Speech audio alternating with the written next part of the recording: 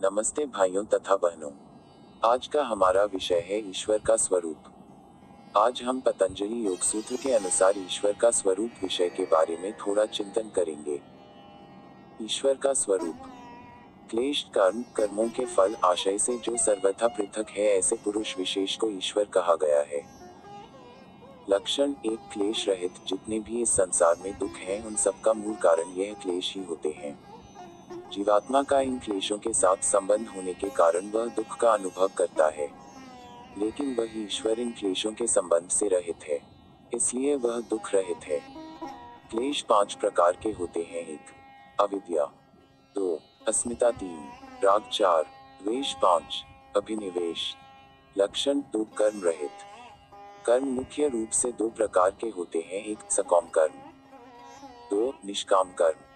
इनमें भी जो सकाम कर्म है उसके 3 भेद किए गए हैं। 1. शुक्ल कर्म अर्थात शुभ कर्म अर्थात पुण्य कर्म।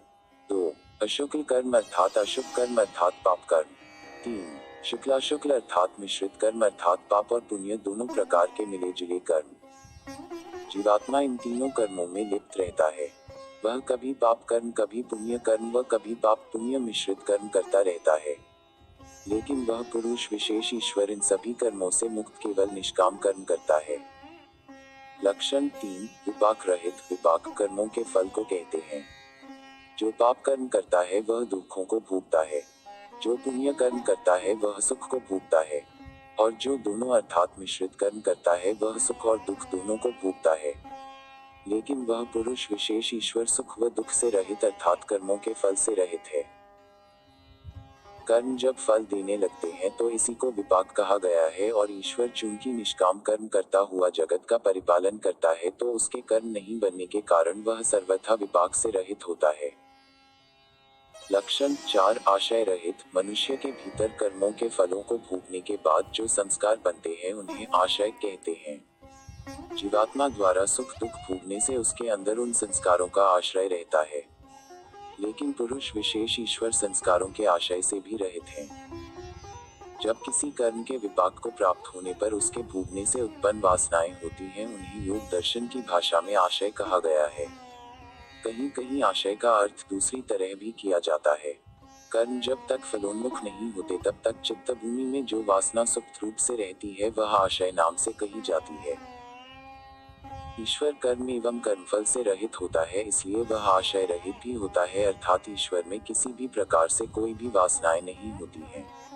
कर्मफल एवं उन्हें भोगने से पुरुष उनकी वासनाओं से बच नहीं सकता, इसीलिए ईश्वर को महर्षि पतंजलि ने पुरुष विशेष के नाम से कहा है। महर्षि पतंजलि ने पुरुष विशेष ईश्वर को निरतिशय कहा है। उसका का अर्थ है जिससे बढ़कर कोई अन्य दूसरा न हो। जो सबसे ज्यादा ज्ञानवान हो वह निरतिशय कहलाता है। ईश्वर ज्ञान में सर्वश्रेष्ठ सर्वोच्च होने से निरतिशय कहलाते हैं। वैसे तो ज्ञान सभी में होता है, लेकिन उसका दायरा सीमित होता है। ईश्वर सर्वज्ञ अर्थात सब कुछ जानने वाला होने से उसका ज्ञान सर्वोच्च है, इसीलिए यहाँ पर ईश्वर को निरतिशय कहा है। निरतिशय शब्द का अर्थ है जो घटने और बढ़ने से रहित है, अर्थात अपनी पराकाष्ठा में स्थित है, जिसमें ज्ञान का घटना और बढ़ना नहीं है। अतीत, भविष्य और वर्तमान तीनों कालों में ईश्वर की सर्वज्ञता है। ऐसा नहीं है कि ईश्वर केवल ज्ञान के विषय में सर्वज्ञ है, उसमें सब प्रकार के शुभ गुणों, स्वाभाविक गुणों की पराकाष्ठा है। सब प्रकार के ऐश्वर्यों की पराकाष्ठा का आधार भी ईश्वर ही है। ईश्वर काल या समय की सीमा के बंधन से परे होने के कारण पूर्व में उत्पन्न हुए सभी गुरुओं का गुरु है। अज्ञान के अंधकार से ज्ञान के प्रकाश की ओर ले जाने वाले हितकारी पुरुष को गुरु कहते हैं।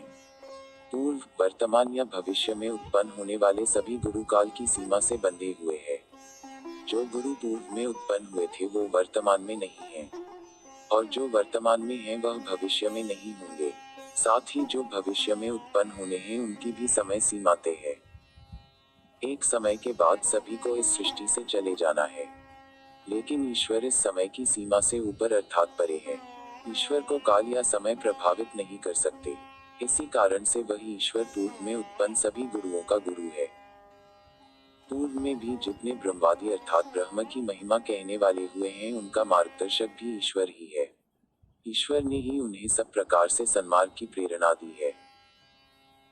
वही ईश्वर जैसा सृष्टि के आरंभ में अपने ज्ञान व ऐश्वर्य से युक्त थे, ठीक उसी प्रकार वह उससे भी पूर्व की सृष्टियों काल में ज्ञान व ऐश्वर्य युक्त रहा है। वह पुरुष विशेष काल से व्याप्त अर्थात समय से बंधे हुए नहीं है, उनसे सर्वथा पार है। वह सब समय उपस्थित है। इस प्रकार ईश्वर के स्वरूप को समझना चाहिए।